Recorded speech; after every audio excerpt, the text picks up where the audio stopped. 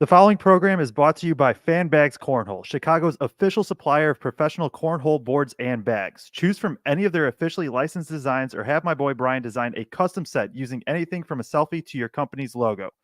Visit www.fanbagscornhole.com and use the promo code BRAGS to get 10% off your entire order.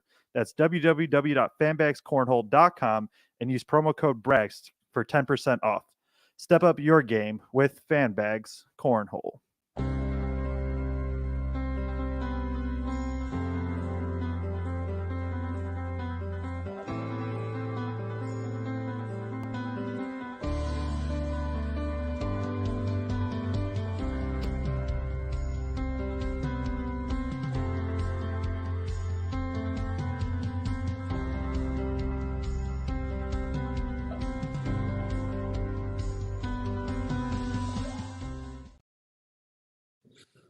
It's Zach Edey with Purdue men's basketball, and you're watching Boilers in the Stands.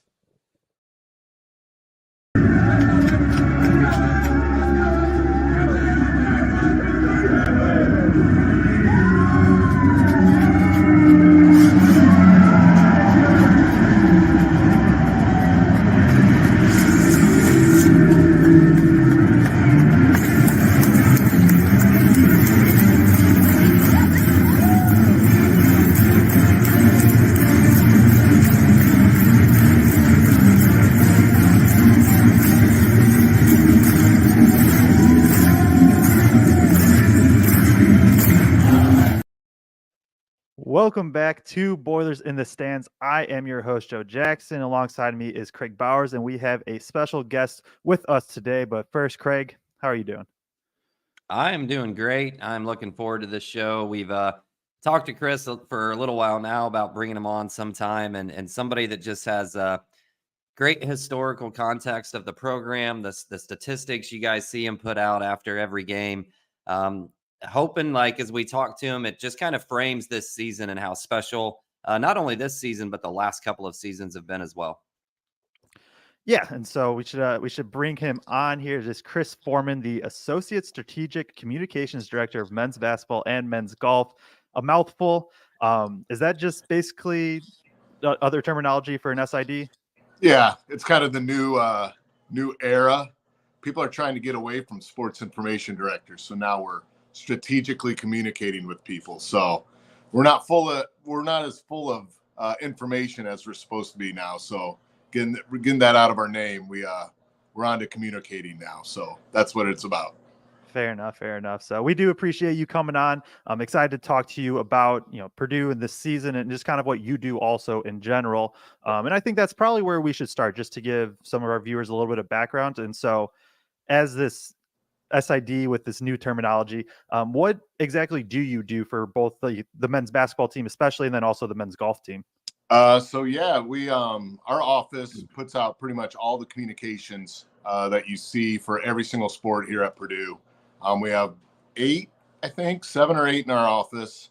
They all range, everyone has a sport: soccer, volleyball, track and field. We're all assigned a couple sports. I'm fortunate enough to work with men's basketball and men's golf, and it's a lot of work. I love what I do. We put together all the communications aspect, all the social media plans, everything you see with those two sports. So we do our week will start for this week, for example, Monday we came in after the game. We plan social media, what we're going to do for the week. I start doing our game notes, which fortunately we didn't have a midweek game, so I can get a little deeper into the research and add a few more things to game notes. Then we do a lot of interviews. Every interview that you see is coordinated through our office. So as you can imagine, this year's been extremely busy interview-wise with all the success we've had. I mentioned within about the last 10 days, I've had about 24 or 25 interview requests for Zach Edey, Wow. Which is a lot. And so we've had to kind of cut back on what he's done pretty much all year, especially after the year he had last year. But so we've done a couple of them, but otherwise, arranging those. And then, just planning for game day stuff for Saturday. I'm pretty much all set have everything all done that needs to be done. For the most part, we'll do some interviews tomorrow, just with local media, and then get ready for the game on Saturday. So it's a lot of stuff. All the website you see, all the statistical stuff. We do a media guide at the start of the year that mine's about 260 pages that we update every year. So it's a labor of love, but I love what I do, and I've been doing this for about 25 years. So it's something I really enjoy doing. Yeah, and I love that media guide and trying to prep for some of the other teams that Purdue's playing as we get ready for the game and then get ready for post-game shows. I rarely find anything put out by other programs that matches that. Right. And one of the other things I would say is, as I've traveled to some of these MTEs, in the fall and whatnot, anytime I mention that I'm there covering Purdue, I'll always hear those other guys, "Oh, Foreman's great." So know that you are respected I appreciate that. by many people out there that cover other programs as well. Now, if I remember right, you grew up in Southwest Iowa and grew up a Nebraska fan. Is that right? Yeah, I grew up in Western Iowa, about hour and a half between Des Moines and Omaha.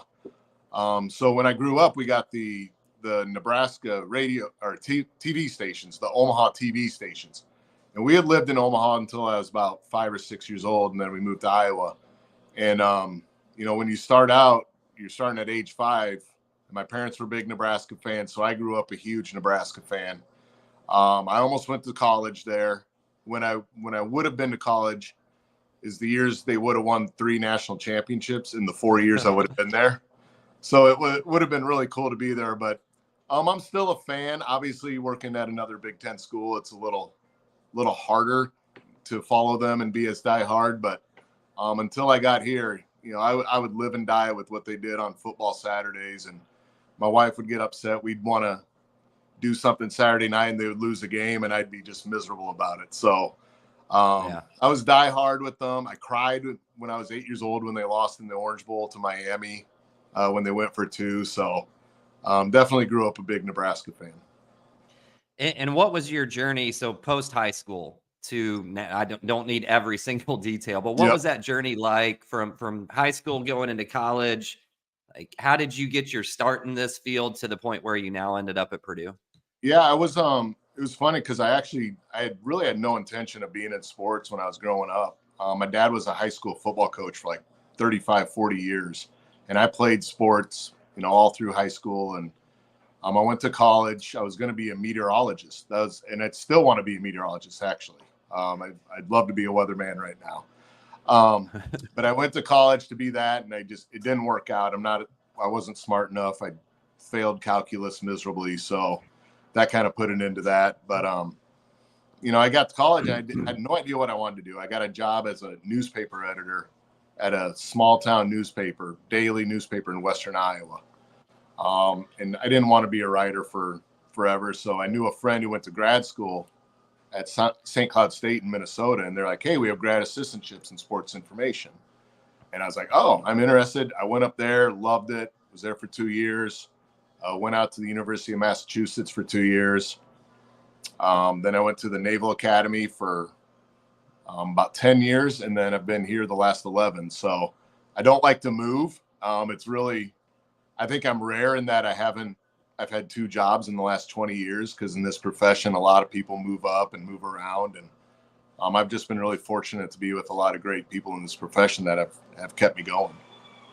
Awesome. Yeah, for sure. And in that time, you've said you've basically been at 2 places for the past 20 years in like this type of role. Have you seen things that have changed within like your role specifically, things that maybe have become easier or harder, especially in the new age of like social media and all that type of stuff? Oh yeah. Social media is just, it's completely changed our jobs. When I started out, I barely had an email address. That was, I think my first job was when I got my first email address. So we did that, but when I started out, it was all about media guides. Everyone had to do media guides to send to recruits, because that's when you could send stuff, and they had limits on the size of it and how much color could be in it and everything. But I spent the entire summer when I was at University of Massachusetts basically doing media guides, just to try and get them, out there and get recognized for recruits and whatnot. So now it's kind of sad. Like, I think media guides are kind of a thing of the past, unfortunately. And it's an unbelievable way to preserve your history. And I enjoy doing them because I feel that you can get so much stuff out of them for social media.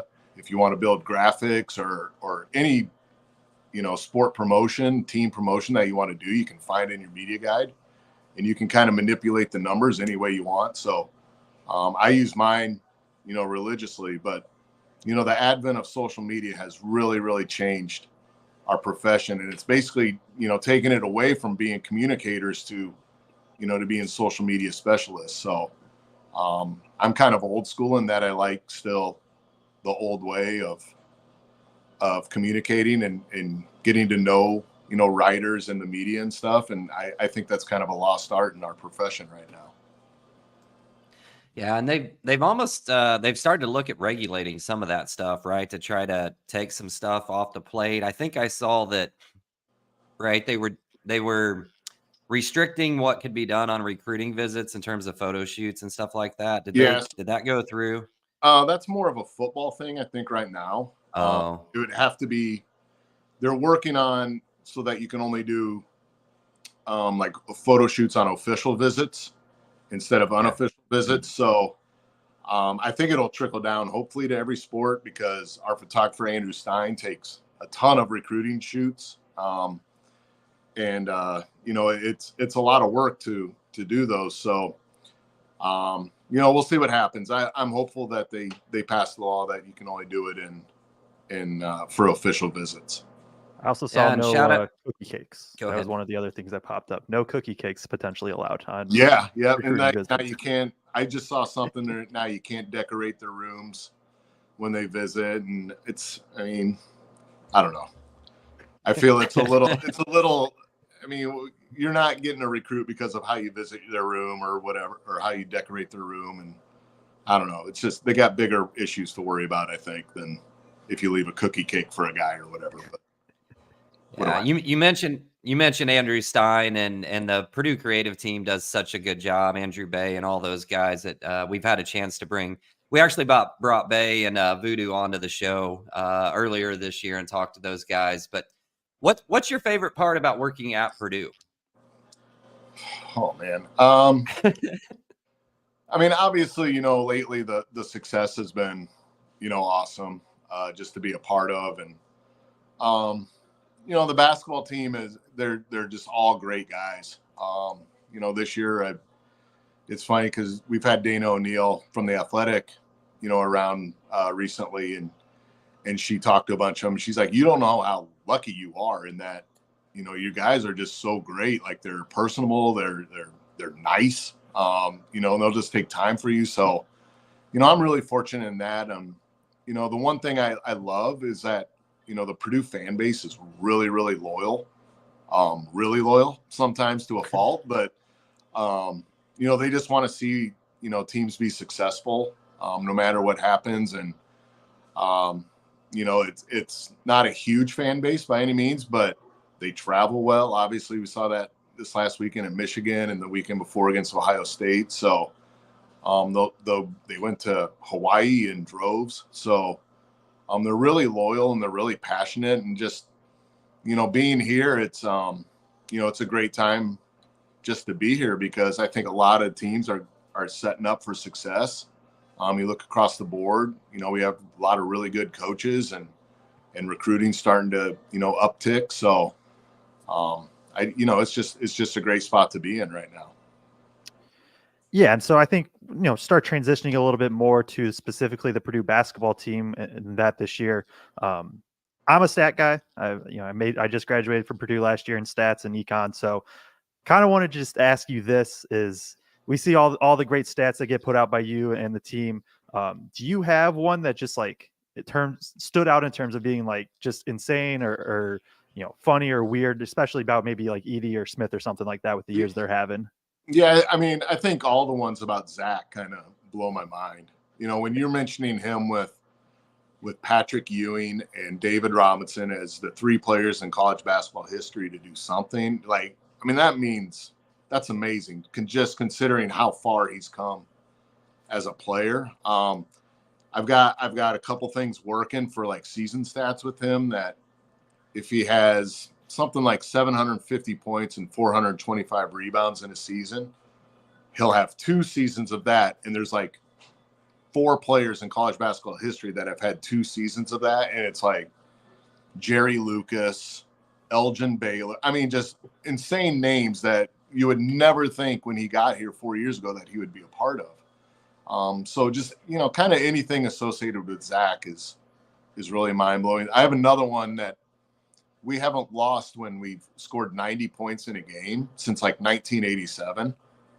And it's baffling how wild that is. Like, there's no fluke game, like game that goes 4 overtimes and you lose 105 to 103 or whatever. And we haven't lost a game in 35, 36 years since when we scored 90 points. And like every time I update, I'm just kind of blown away by that there's just been nothing fluky about it that happens. So those are probably the ones, and I'm working on some stuff for Braden that, again, he's going to set the school record for assists in a season. And he's got, the Magic Johnson one that came out the other day that, I mean, it's just, to be mentioned in the same sentence as those guys is really, really something special for those guys. Yeah, and Purdue fans have been incredibly lucky to watch Braden over the last 2 years and watch Zach over his career. And as we kind of frame the last 3 years, right? Purdue's out to a 25-3 start, which I think is the best record through 28 games for Painter. I'm pretty sure I saw that somewhere. Yeah, for Painter, It's the second bet. The 88 team started like 26-2 through 28 games, but otherwise it's the best start in school history through 28. Right. Yeah. And over the last 3 years so far, still some time to go in this season, Purdue's 83-17. Just, can you kind of frame from a historical standpoint, like, I always call this the golden era of Purdue basketball. And obviously there's some things in March that still have to get worked out. Yeah. But just in terms of the amount of wins and Big Ten titles and everything else that's come over the last 3 years, how do you view this time frame as it sits historically in Purdue basketball? I mean, like you said, a lot of it, is the March. That's what honestly everyone bases success on, is March, unfortunately. Through the regular seasons, I mean, it's hard to find anything that's been better. Probably the 86, 87, 88 with Troy Lewis and the Three Amigos is probably up there. You remember that, Joe, right? The Three Amigos, Joe? Definitely. I watched them when I was a little kid. It was funny. I grew up in Iowa, so I could only watch them play like twice. And I absolutely loved Troy Lewis when I would watch him play Iowa. I mean, he was my favorite player. And I saw him like twice a year. Anyway, obviously, like Glenn Robinson's year, senior year was pretty. But as far as sustained success, I don't think there's anything that's been close to this. And again, we've got some things to do in March. I think this team is obviously very well equipped to do that. But until you get there and you do it, you just got to get through that. Yep, for sure. You can't do it until it happens, and then everything starts to change. So kind of going along with that is you get to spend a lot of time around this team and the staff and travel with them and all of that. From your point of view, what kind of makes this team so just special and successful? Obviously, it's really talented. Zach is obviously he's going to be the National Player of the Year twice. So, it starts with him. Just his hard work and dedication to becoming better kind of sets the tone for everyone. I think they all 6 of them, if you want to include Chase Martin and Carson Barrett, have taken on a really big leadership role. Lance has been an incredible addition for us in terms of just chemistry and personality. And he brought us something this year that we were really, really lacking. And it wasn't just his athleticism and his explosiveness and all that, but it was just kind of an aura of arrogance and swag, that he wasn't going to take any shit from anyone. Like you see it on the floor, and that, he's not going to get punked and he's not going to be scared. And I think that's kind of trickled down to a lot of our guys. So, and the chemistry with these guys is, everyone says, it's all about the chemistry. Well, when you see it and when you travel with them, you can really see it. So I think last year's result in March really put a chip on their shoulder and made them realize, if we play together and we, we're locked in and in tune with winning first instead of personal accolades or whatever, it'll, everything will take care of itself. So that's just kind of what I've noticed this year, in that the chemistry and camaraderie with the team is really probably the highest I've seen it since I've been here. Yeah, you mentioned Lance, and this fan base has gravitated to Lance so quickly. Yeah. And I remember over the summer, I went to one practice, or towards the end of summer, beginning of fall, the first one that opened up to press. And I remember texting Joe and Greg and saying, Lance plays with so much joy, all the way through practice. Like, even when Painter was kind of like getting into everybody, like, Lance just still had a smile on his face and it seemed like he was loving life. What do you think it is about him that has allowed him to connect so quickly with the fan base? I mean, we saw in Indy at that Slim's Chickens event that there were a line all the way around the block, and they had to extend the time like another hour, 2 hours, whatever it was, just to get through all the autographs. I think it's the way he plays. First of all, he's a defensive player, but we've never had, or since I've been here, we haven't had anyone kind of like him. So I think it's the way he plays. And I think when you watch him play, like you said, he just has a lot of fun out there. He's always smiling. He's always, just trying to get the crowd into it. Since day one, his goal has been to play in the NCAA tournament. That's what he's want to do. That's why he came here. And he's just bought in with everything that Coach Painter and the coaching staff and his teammates have sold him. So, when you do that as a Purdue player, the fans are generally going to love you no matter what. And they loved David Jenkins last year. He did, everything that he was, trying to do. And his talent wasn't as good as Lance's, but I mean, he was great for this team because, again, he was just a good guy to be around, and it helped the chemistry. And Coach Painter has really done a good job locating guys that have done that, the last few years, all the way back to Spike Albrecht. And I can't even remember a couple of the other ones, but, they've just done a really good job, buying in with what we're trying to do. And Lance has been definitely at the forefront of it. And I think, I'm going to tell a story about Lance. Like, my son and his buddies, they all play Fortnite together. And they asked them one day, hey, Lance, they knew Lance played Fortnite. They asked him to play. Lance gives my son and his buddies his phone number. And it's like, yeah, call me, we'll play. And so, they start playing, and he might be up there right now, texting him, hey, you want to play Fortnite? And Lance would be on there. So I just think he's having just a really, really good time this year and enjoying his season here. Yeah. Yeah. And so one thing I was curious about with you specifically, and so, okay, there's a comments, and I'll bring it up in a second, but first I want to just double check. And if this is wrong, then we're just going to quickly move on. But your brother is Sean Foreman, who founded Sports Reference? Yes. Or his owner. Okay. So I wanted to just quickly double check that, because for anybody that doesn't know, Sports Reference, just gigantic database for basically any major sport, college, pros that you want, just any kind of just individual or team stat, it's there on those. So good plug there, Joe. I appreciate that. Yeah, I got you. So SJFCIZNS. I don't know. Lots of letters there, but they asked, how do you seek out / search stats? I assume Sports Reference obviously plays some part in it, but is there other things also that you do that kind of go along into it? Like we've already mentioned, you pull out all the stats. So what kind of goes into that? I mean, a lot of it is so my brother's site. He does Baseball References, his obviously the main one from the Sports Reference family category. But he's got a college basketball reference on there. Yep. And I mean, I pull everything. I'm on there 10 times a day, probably trying to find stuff. So he has a thing called a play index that you can punch in any category. You want to find someone that's had,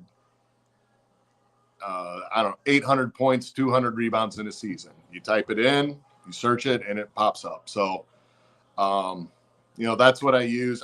I've got a trick. I'm not going to spill it yet, but I've found a way to go back all the way to 1948 on his stats. So it's a little confusing how to tell you how to do it, but I found a way to do it. So it's it's just an unbelievable tool. I use KenPom a lot, for efficiencies and MVP and stuff like that. I'll use Bart Torvik a little bit, just when you're trying to use, from certain dates, but 90% of the time it's probably my brother's website. Awesome. Is there, as we look at Zach's career now that it's kind of, we've got 3 games left in the regular season, 2 home games, 1 road game, Big Ten tournament, and then March Madness after that. Is there a moment up to this point, as you think back on all of Zach's career and how far he's grown and everything else, that just really stands out to you about who Zach is as a player or as a person? Oh, man, that's a tough one. Not really. I mean, it just, I think back to like his first summer here, actually, when he got here and they're playing, and it was COVID summer, so they couldn't really do a whole lot as a team. But Ethan Morton and Mason Gillis, you're like, man, like, who is this guy?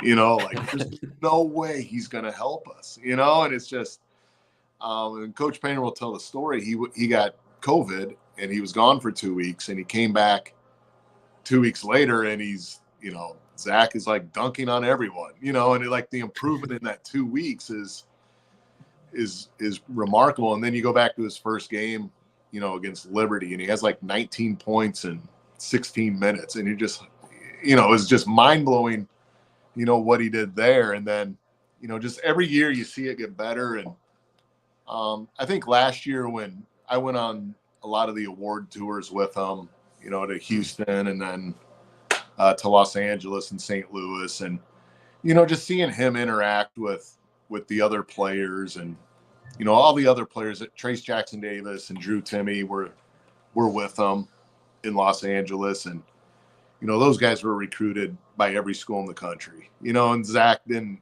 have that, hardly anyone recruited him, so he didn't know all the the other stuff that comes with it. And just to just think about how far he's come.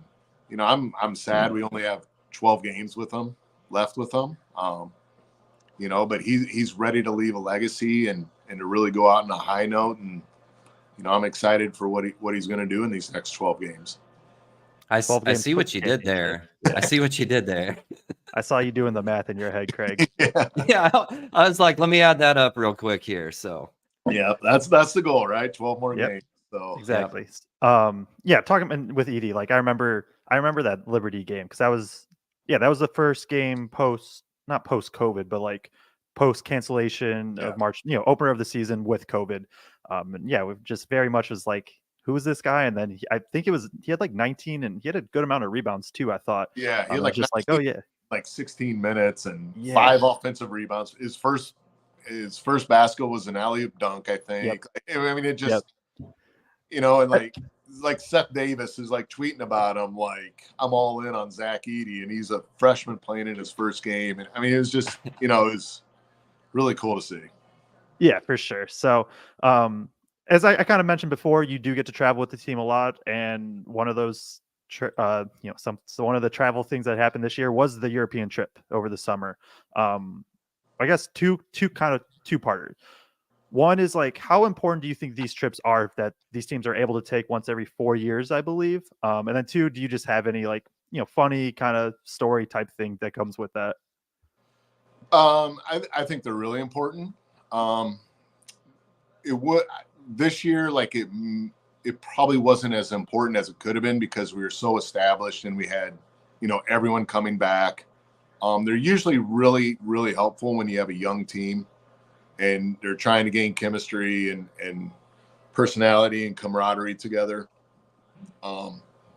So, I mean, it was nice that we didn't have Zach because, he kind of showed what Trey Kaufman can do. And playing without him, just helped us adjust and so that was good. But, this year it was great to be out there, but, I don't know how much, it helped us since we were, a fully formed team almost. As far as a story from it,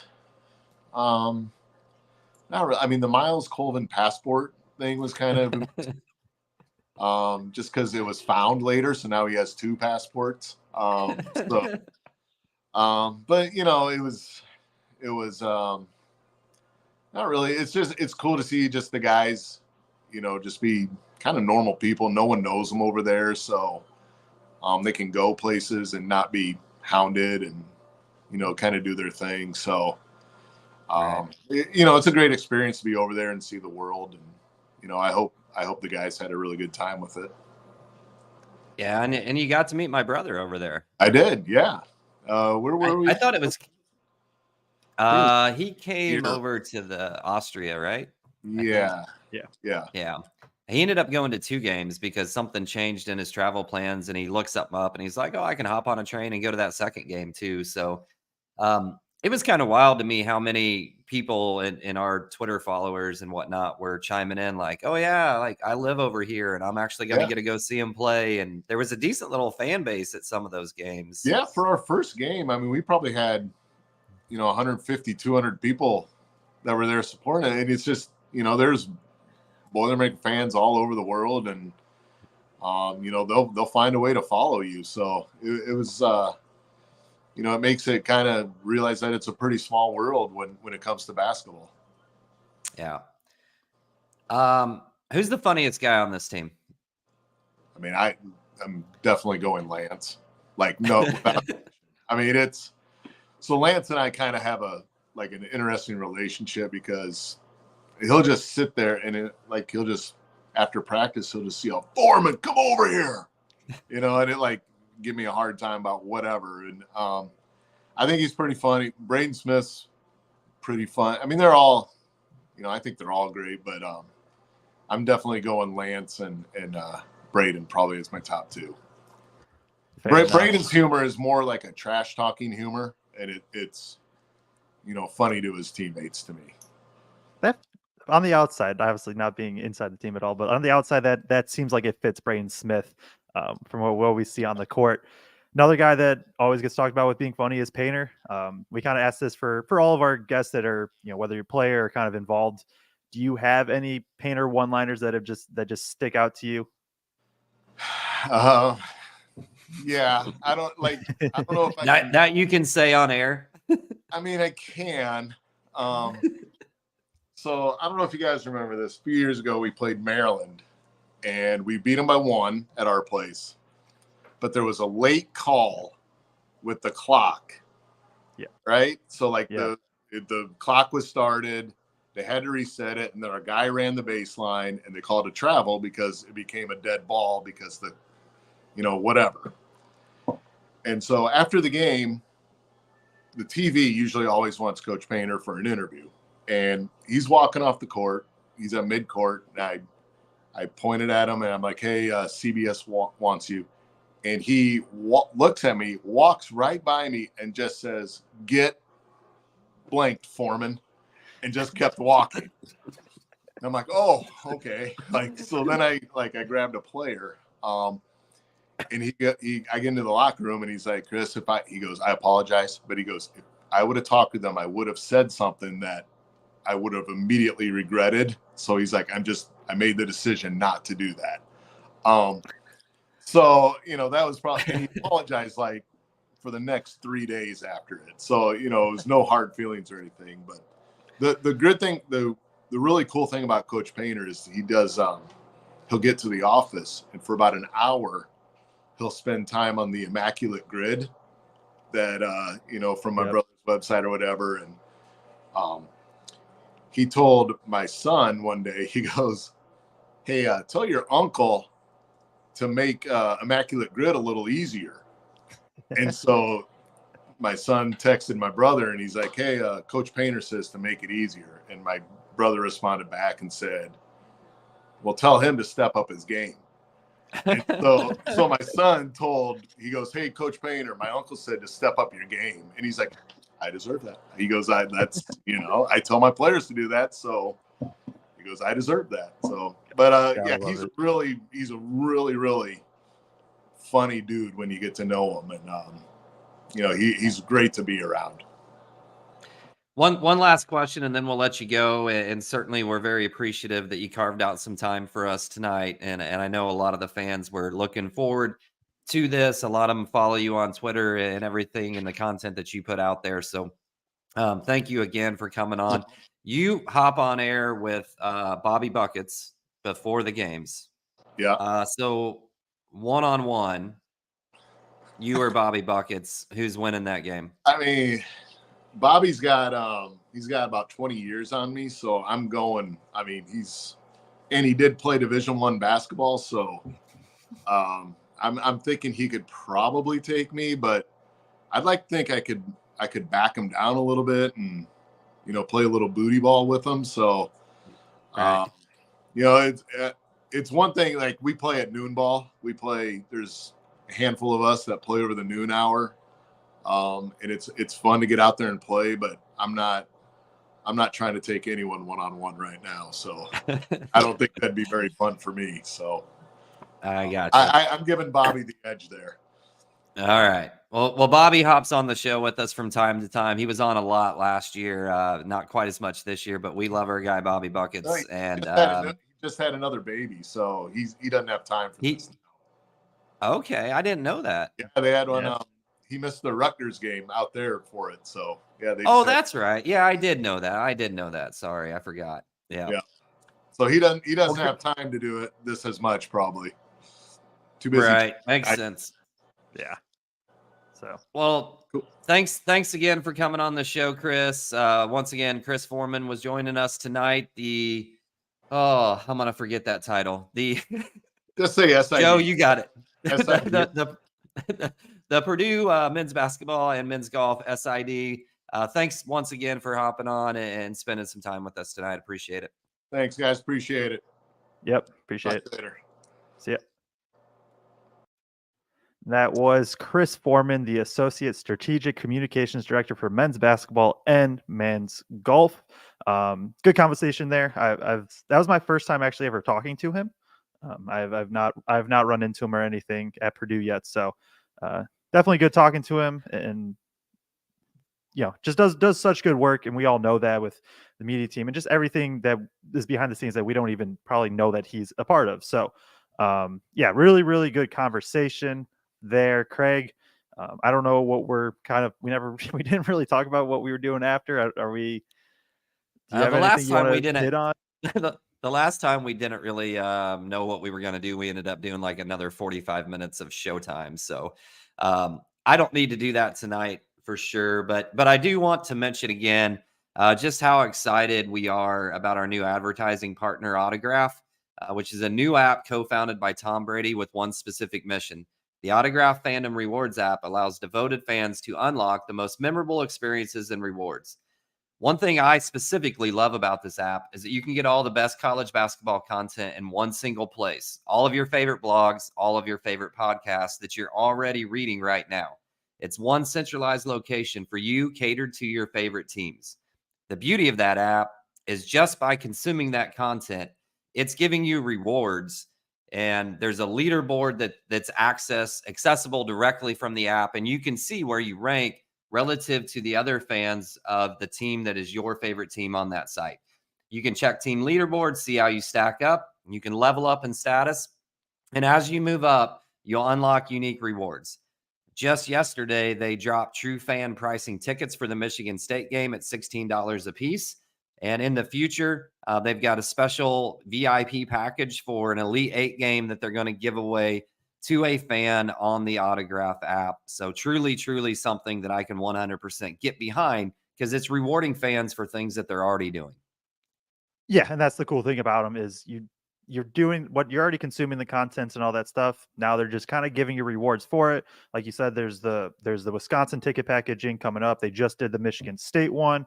There's also a bunch of stuff for March Madness and the round of 8 type games. So you get some VIP stuff. All you got to do, we have a QR code here.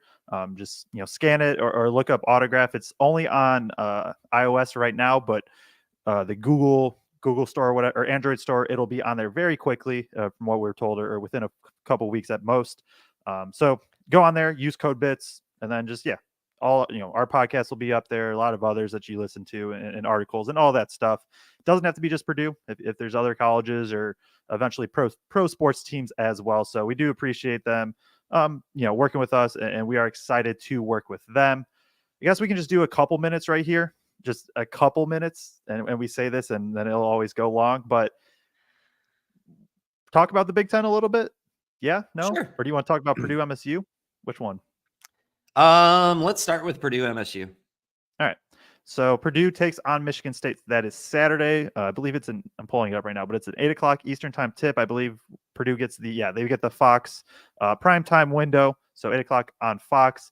Michigan State has been very much up and down on the season.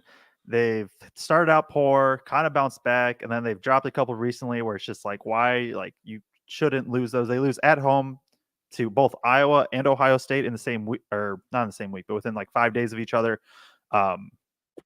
Last year, if we remember, there's this guy named Zach Edey. You might have heard of him, and he had 38 points against Michigan State. And Tom Izzo said, I'm just going to stay single coverage the entire game on him. And so that happened, and they don't have any new bigs. Well, they have Xavier Booker, who maybe he started last game. He's their freshman. Either way, it should be another Edey game unless Izzo decides to double. Yeah. No, it should be a Zach game through and through. I think this is one of those games where we could certainly see him go for 35 to 40. We talk about how close he is to eventually capturing that number one scoring mark in Purdue history. And this Michigan State game is going to help. Yep. It's going to be one where he should be able to rack up a ton of points. It's a home game. And you see it. One of my favorite Michigan State fans out there loves to drop little hints that he would trade a lot of Michigan State bigs just for our backup bigs because of how good the big room is at Purdue. And I just don't see a world where Zach doesn't go for a big night against him. Now, in that game last year, Tyson Walker went for big numbers also. I don't think Tyson just hasn't looked like Tyson this year to me. Like in the same vein, I just don't think that he's looked like he's had the same pop to his step and just electricity that he's had. He's still obviously putting up stats, right? He hasn't looked like otherworldly dominant and explosive just in terms of his shiftiness and getting up a shot from any which direction whatsoever. Like he did last year to me. Really, that's him and Boo were both that way last year. And to me, that's definitely been more of a Boo thing this year. I don't watch Michigan State this year and think, wow, I'm really scared of Walker. Yeah, and I do think he's been hurt. Like I think he's battling through, and he's still very, very talented, and maybe it isn't quite at the level of last year, but also he's shown that at any given night he can go for 30. Like he absolutely can. But this year will be a little bit different with Lance Jones being out there. Like I trust Lance Jones more than anybody last year to be able to check Tyson Walker. Now that does leave that probably puts Braden on AJ Hogard, and then they'll put Fletch on Jaden Akins. Now MSU is another team that they run 3 guards, so like Fletch isn't giving up a ton of size or anything. Akins is more of just kind of a 3-point shooter, and then will drive like attack closeouts and stuff. So like there's definitely scenarios where Michigan State wins. Like it feels like a Purdue should control this game if it goes like last year, but at the same time, that means Edey does have to be on, and that means that you can't let all three of the perimeter guards go off. You got to hold at least one, if not two, down. And then if one of the three out of Hogard, Walker, Akins do their thing, you kind of live with it and see where you're at. But yeah, let's see. There's a comment here from Mad Sizz. Brain triple double finally? Question mark. Maybe it'd be great to see. It'll be interesting to me to see who they put on Braden. I assume AJ, just to try to disrupt the offense from getting going. So yeah, well, I guess it's whoever you think's a better defender between Hogard and Walker and Akins.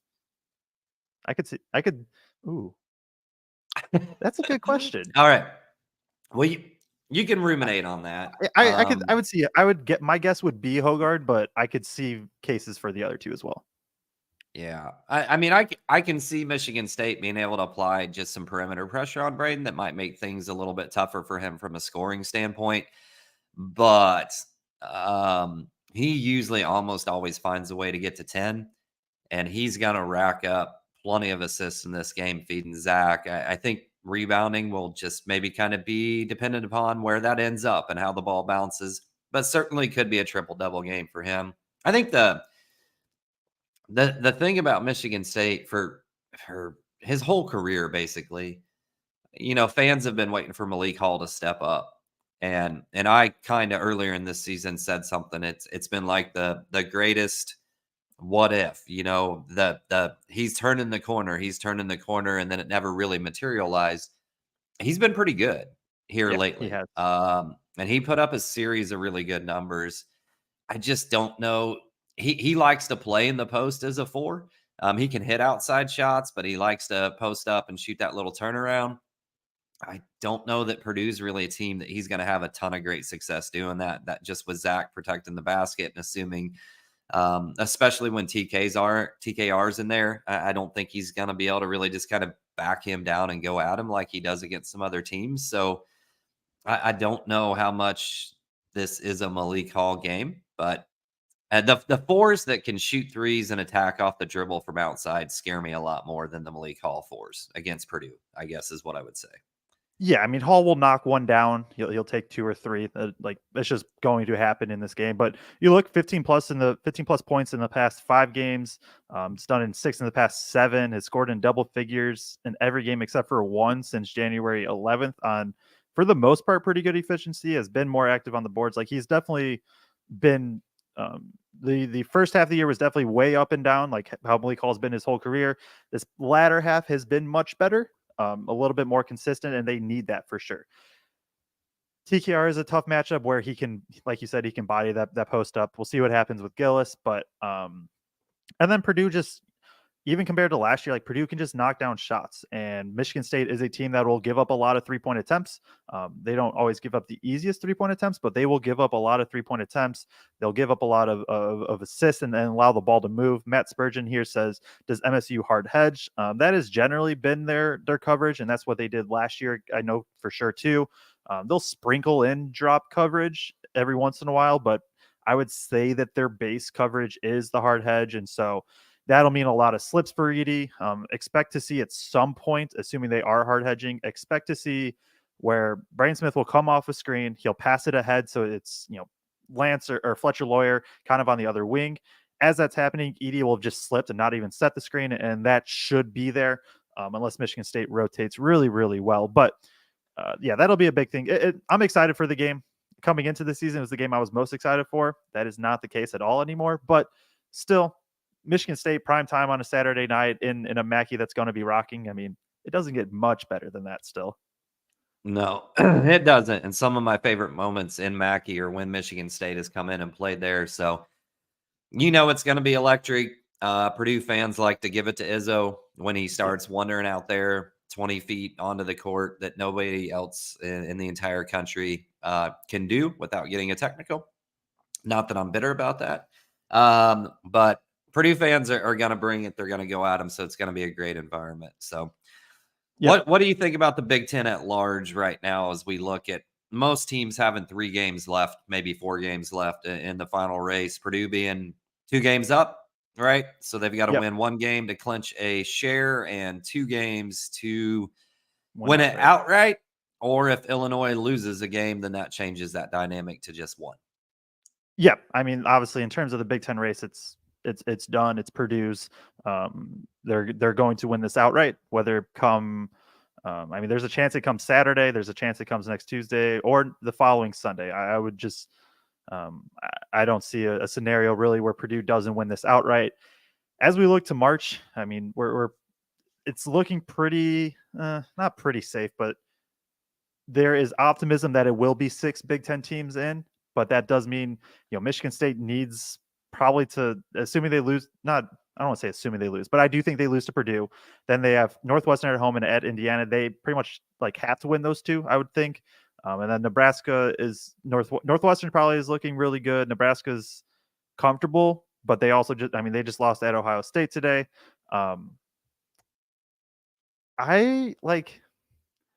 This is probably not a good thing if you're not a Purdue fan, because when you look at Purdue, you just see March failure, which is totally fair. Purdue's the only Big Ten team I'm confident in going into March. They are.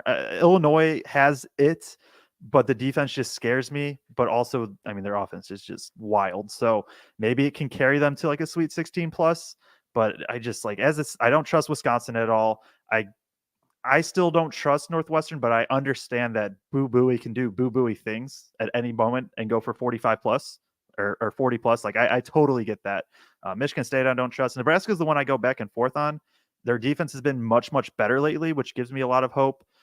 But also at the same time, their only wins away from home. They have a neutral win over Oregon State, which was kind of like a pseudo home game type. They won at Kansas State, not making the tourney, and they won at Indiana. Those are their only 3 wins away from home. I get it's a different thing with it being full neutral and stuff, but it's just man, I don't know if I trust anybody right now besides Purdue. If my 2 and 3 right now would be Illinois and Nebraska, but I'm not in love, especially Illinois. I'm not as in love with Illinois right now as I have been for a lot of the year. Yeah, obviously Illinois can score with anybody. The problem is, to me, I think especially when they get out of the Big Ten and get into the tournament, they're going to run. Terrence Shannon Jr. is probably the fastest guard in the country, and he's built like a shit brick house. Yeah. So a ton of physicality, extremely fast. He can just put a ton of ball pressure on you, not even just off fast breaks, right? But kind of that secondary fast break off of a miss or whatever. But I still think they're going to run into some teams outside of matching Shannon's athleticism and physicality that other people can match. And I think they're going to run into some teams that are going to slow them down from a scoring standpoint.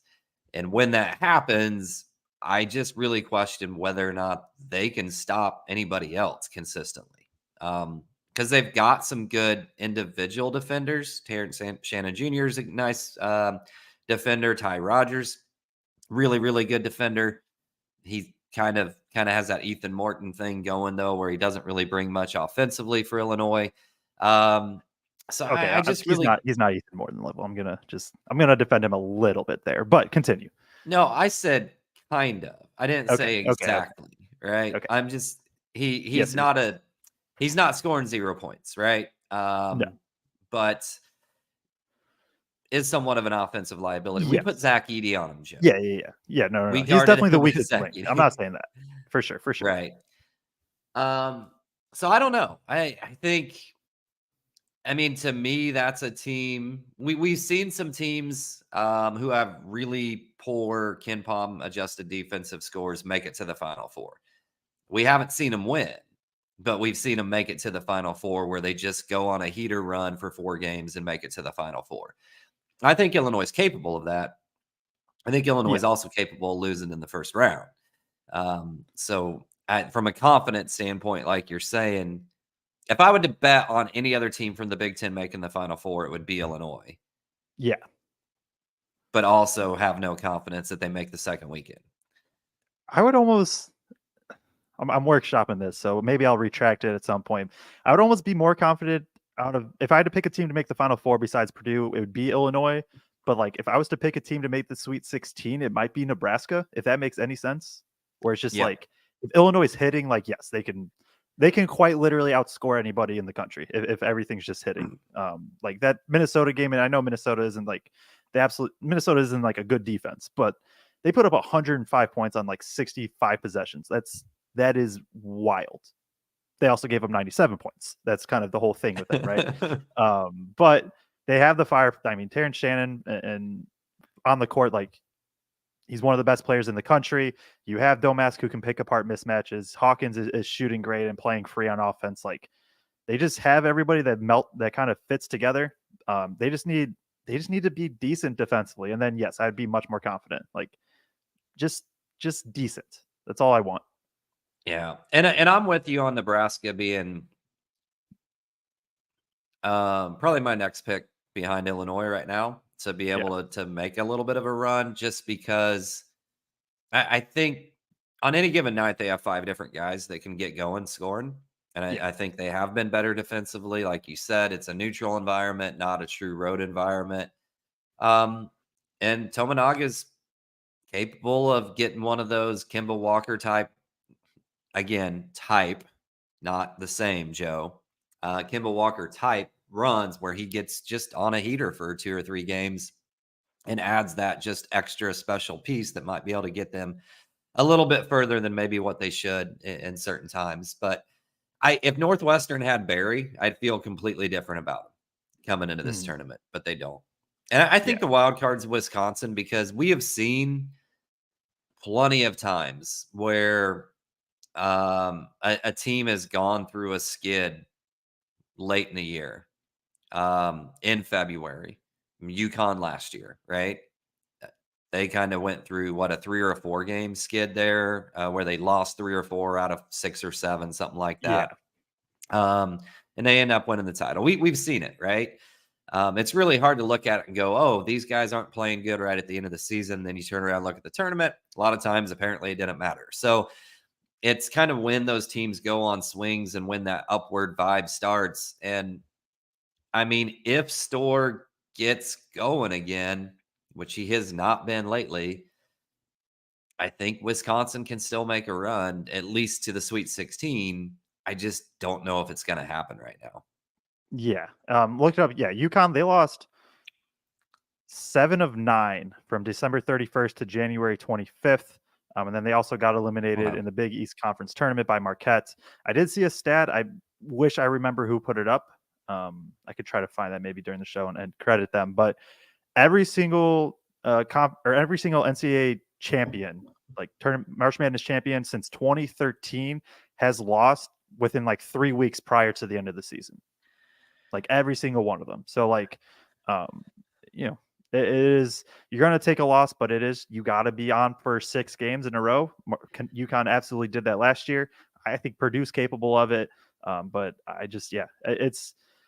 it is tough for any other Big Ten team for me to be confident in because of how they've done. But also you look across college basketball and it's like, once you get past the top 3, there's another tier. And then after you get past that tier, for sure, it's like, who do you actually trust in general? So it's going to be interesting. It's an interesting year because this is also, I think this is like the most efficient offense has been in college basketball potentially ever. I know at least in KenPom's database, which is like 2000, I think is what it goes back to. So like there's just this whole different thing, and that's where Illinois could maybe be a little bit more confident in, is just that like, hey, nobody's kind of playing defense compared to previous years. And also that Illinois isn't one of these teams that's crazy reliant on threes, right? You have some teams that are crazy good on offense because they take it and make a ton of threes. That isn't quite Illinois either, but it's tough out there. It's tough out there this year. Yeah, the tournament's going to be wild because there's just so much parity. There's been a lot of talk about different conferences out there, and I just don't buy any conference being like superior to other conferences this year, other than the Pac-12. Everybody's better than the Pac-12, but outside of them, like I think you can make the argument of like, well, other than 2 or 3 teams, the rest of the Big 12 didn't really play anybody in the entire non-con. So do we know who they really are? Where does the Big East stand past Creighton? You can look at the ACC and make an argument that they should be valued higher than they actually are. So I just think it's gonna be really up in the air this year. Again, like you said, beyond, to me, Houston, UConn, and Purdue right now, they look like favorites to make it to the Final Four. I do not trust Arizona whatsoever, at all. They've got a couple of just pretty bad losses on their resume that are like, what, did they not show up today at all? So I don't know. I don't know who I trust past those three. I really don't. You said I'm going to bet on Indiana State to upset somebody if they make the tournament, though. That's all I know. You said Purdue, UConn, Houston. Is that who you said? Yep. I was looking up stats and I didn't quite catch. Yeah, I think I sort of trust Tennessee, or at least that upside. I mean, but even then, it's just more of like I trust the upside. I did find the efficiency. This is If the season ended today, it would be the most efficient in terms of offense. It'd be the most efficient season across college basketball since the data goes back to 1997. Like it's an offensive game this year. It really is. So we'll see how that plays out in March. Do you have anything else? College basketball, Big Ten, Purdue, Edey? No. We will see Hurley? you I don't all know. Saturday. Make sure you guys hit that like button. Follow me at Craig Bowers 34 on Twitter. Follow Joe at Joe Jackson CBB. Also want to give a shout out to our sponsors again. Autograph. We've had the banner up. Just scan this QR code, download the app, use code BITS. It's all free, and then just consume your content the normal way and start getting rewarded for it. And also want to shout out Fan Bags for long time partner. Can I say long time if we've been doing this a little over a year? You've been doing it a little over a year. I've been doing it for 2.5 years now. Okay, there you go. Well, that's fair. That's fair. I was talking more like specific Boilers in the stands, but I guess you kind of were before. But either way, shout out to them for being with us through this stretch that has been a lot of fun. Like we talked about with Foreman, it's kind of unprecedented what Purdue is going through right now, and got a couple more games, and then I know it's March 1st tomorrow. That means March is a very what's the word I'm looking for? Stress-inducing month for a lot of Purdue fans. There's going to be a lot of FDU graphics going around for the next few weeks. Like it's just got to happen. Purdue, I trusted this Purdue team though. Everything that I've heard from them this year gives me confidence that they've never danced around it. They have just accepted that it happened and just like, hey, we're just got to do it this year and go win. I think, and I hope that they will. So appreciate everybody tuning in. Like Craig said, we'll be there Saturday at Mackey post-game show. Sometime after the game ends. We'll have to figure out exactly the time, but like always, we'll be there after the game ends for our post-game show. We appreciate everybody tuning in. Craig, did you have something? You looked like you had something. Yes, we did.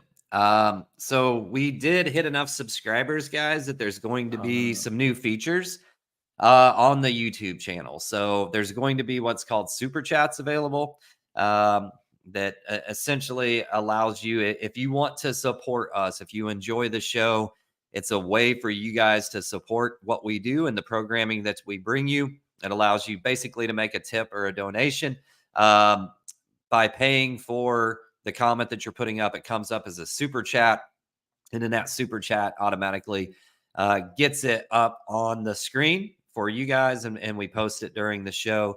More than anything, though, guys, it's just we've had a lot of people ask, like, hey, like, I don't really have anything to advertise, to pay for advertising, but I'd like to support the show in some way, shape, or form. So it's a way for you guys to do that if you feel like you want to. And whatever you want to put up, we will throw up there then. As within, as long as it's appropriate to put up. Yeah, as long as we're not going to get like banned or anything like that. It's like that would be kind of counterintuitive to it. Yeah. So if you want to wish your grandma happy birthday, super chat away. We'll do it. So yeah, definitely we appreciate that. If you guys feel like you want to support that way. Ryan Lewis with the first one right here says, appreciate you guys. And we do appreciate all the support that you guys give us. I've kind of mentioned it a couple times this year. Like this is my first year of really doing, obviously we did the show came on for the show last year and stuff like that. But I got to cover my first Purdue IU game. I got to cover my first Purdue game in Indy, all this stuff. So I really do appreciate, we'll hopefully be covering my first March Madness game this year. And that is a large part because of you guys. So, and I know Craig feels the similar way. So we do really genuinely appreciate all the support that you guys give us and just hanging out, talking Purdue hoops. Yes, 100%. We wouldn't be doing this if people weren't listening. So we appreciate all the support that you guys bring. I love, guys, when I run into people in Mackey Arena when I'm walking around the foyer, Yeah. and you come up and say hi and talk to us, or if you bump into me at Brokerage Brewing Company and come up and say hi, talk about the show, come on up. We certainly love to talk to you. Love to talk to people who follow the show and talk a little bit of Purdue basketball off screen too. Yeah, for sure. So yeah, met a bunch of cool people this year. Dave, he's on X or Twitter, whatever. He says you contribute through YouTube. I assume he means via like the super chat. And yes, that is through YouTube specific. I do know we have people that watch from Twitter and Facebook. That is a YouTube specific thing, which we would appreciate also if you are on Twitter or Facebook. We obviously love that you are supporting us there, but also supporting on YouTube does help, just with subscribing, liking, all of that. And so, yeah, Craig, I think we're good now, right? Is there anything else I missed? Because I definitely was supposed to hit on that, and it just went over my head. It's all right, Joe. It's all right. No, I think that's all I got for tonight. All right. So, yeah, we will be back Saturday, like I said, MSU, 8 o'clock Eastern on Fox. We will be excited to be there once again. Appreciate everybody tuning in, and we will catch you in the next one.